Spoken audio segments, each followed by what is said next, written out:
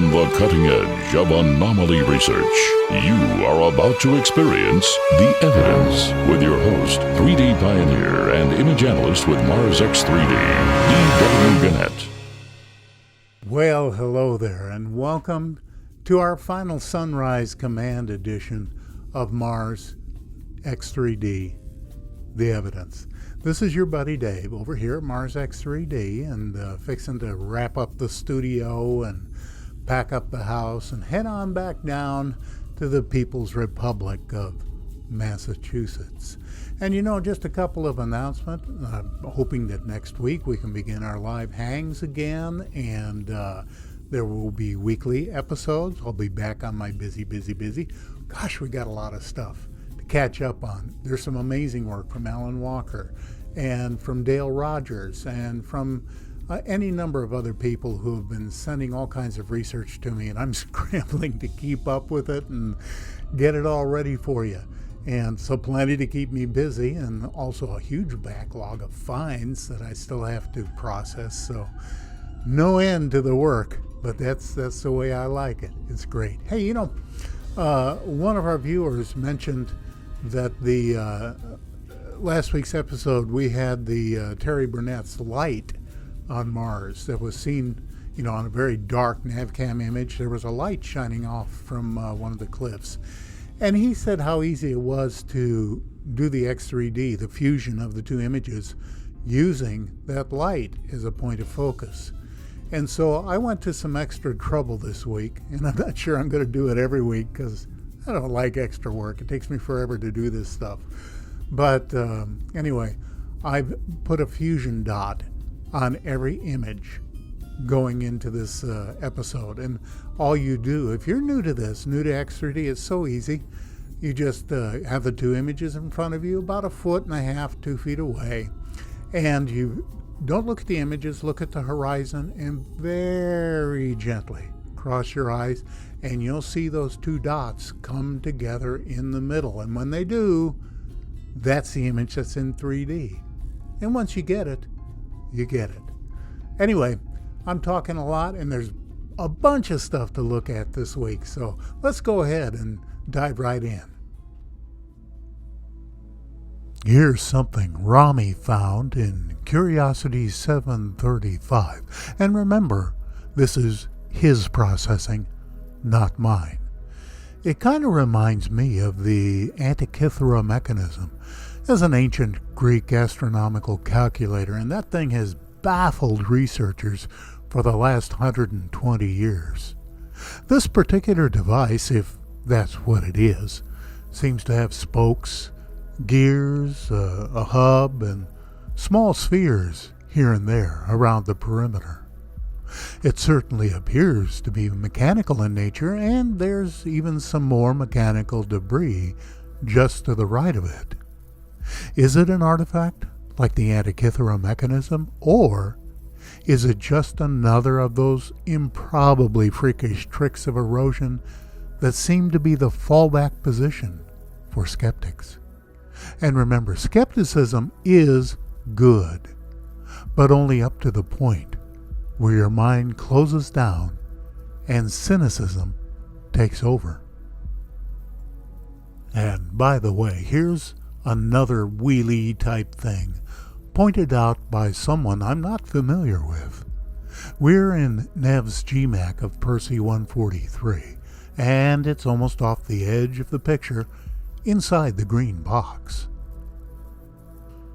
This seems to be a crude wheel or round carving with what might be spokes.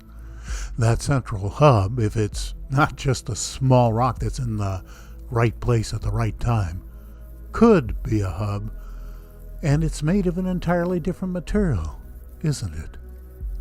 And do you mind if I rant just a little bit? What's with all those goofy names people give themselves online? I'd like to know who KB Chaos is, so I can give him or her proper credit, but for some reason, people want to wear a mask or think that somehow their screen name makes them cool. Whatever. There. I feel better. And while we're here in Percy 143, here's yet another find by my buddy Laszlo, right up there on the ridge. Let me just point out what you're looking at. On the left, a pipe-like item with a fluted edge. In the center, a cubical rectangle with knobs, and behind that, what looks like an intake duct for industrial use. I'm just gonna leave these right here for a moment or two. Here's another of Rami's great finds called simply 26. I'm hoping you'll be able to figure out why. It's truly difficult to imagine erosion creating such pristine, legible numbers. At the same time, it seems particularly bizarre that we should find Arabic numerals on another planet. And of course, that brings up all kinds of possibilities as to who settled which planet first and whether indeed the ancient Martians were our very own ancestors. And did you notice what looks like a number 3 on the cubical block in the upper left-hand corner? Is that just a trick of light and shadow, or is it perhaps something more like this next one? Percy is showering all kinds of bizarritudes on us. Here's another little number, literally, that I found in Sol 118, there inside the yellow target. That sure looks like the number 3, doesn't it? When you look at the sun's angle, how it's illuminating the rocks, you can tell right away that this is carved deep into the rock. That's no trick of light and shadow. Let me show you. That certainly appears to be carved deeply, and indeed there seem to be other less distinct carvings all around it. Was this a road marker, an address for a residence? And again, it begs the question, what are our familiar Arabic numerals doing on Mars? Here's another one from my colleague Rami Bar-Ilan. This interesting device was found in Curiosity 1664. Not only does it have those clean, non-fractal angles that we love to see, but it's also sporting quite the well-defined lance on the right side. That round lump sticking out of the shaded side almost looks like it might be a pivot point. Is this perhaps an ancient weapon, like the ancient Romans' deadly, supersized crossbow? Or is it merely ornamental, something that graced a doorway at one time? It's all just speculation for now. But one thing should be clear, even to the most hardened skeptic. This is simply not a natural formation. My buddy, Laszlo Shabalix, is an expert at finding weird and tiny things right at the breakup point.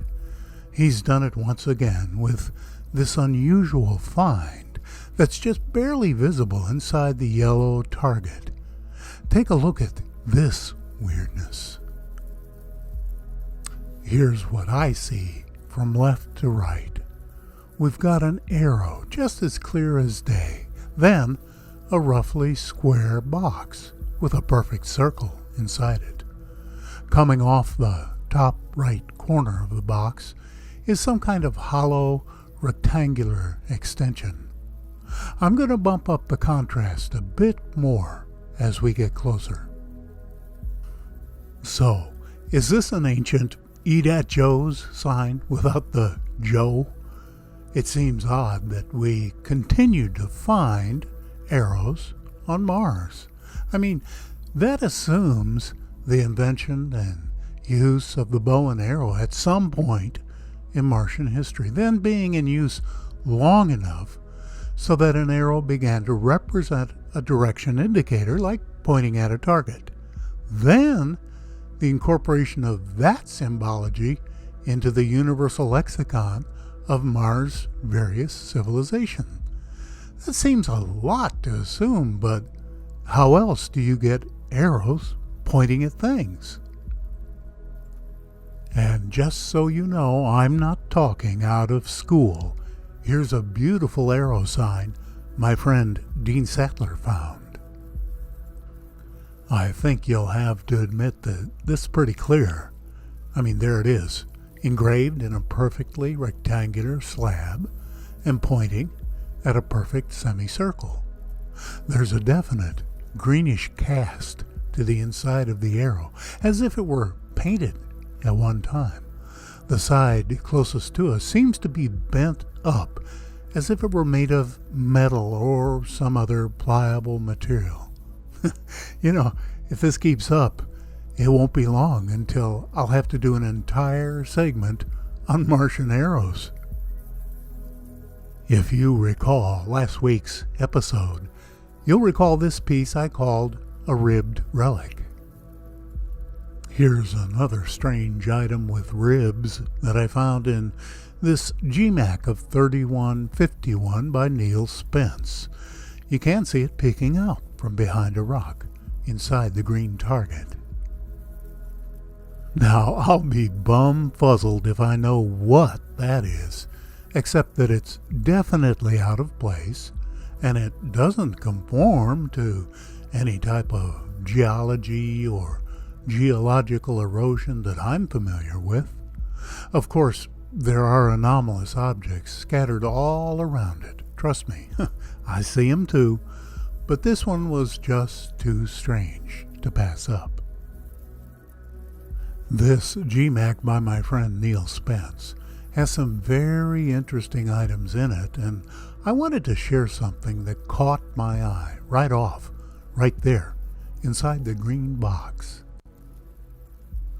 To my eyes, and starting from right, moving towards the left, this looks like a collapsed and scattered crane assembly, with the arm of the crane broken and twisted on the right, the turntable used to rotate the crane arm right in the middle, and then some mounting hardware there on the left.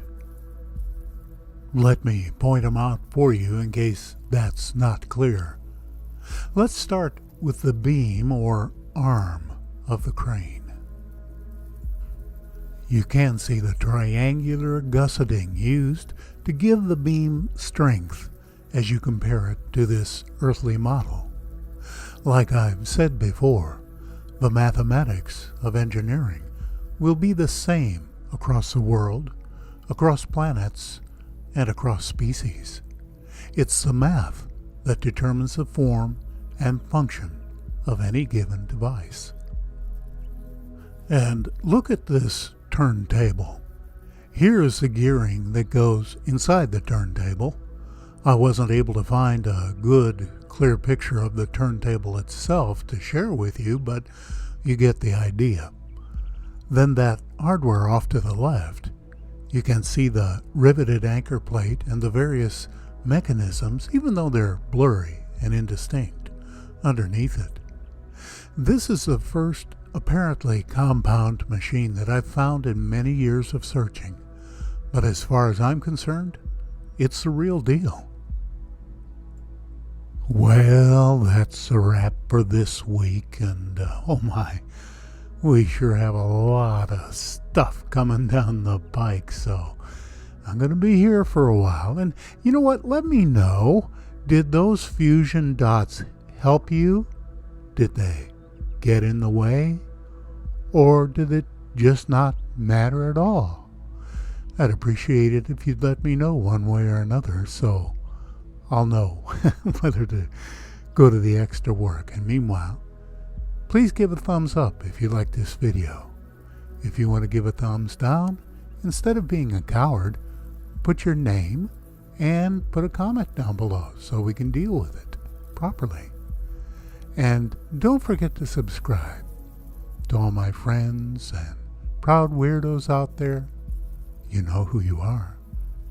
Stay safe and stay weird. Until Until then, this is your buddy Dave over Mars X3D. Be well.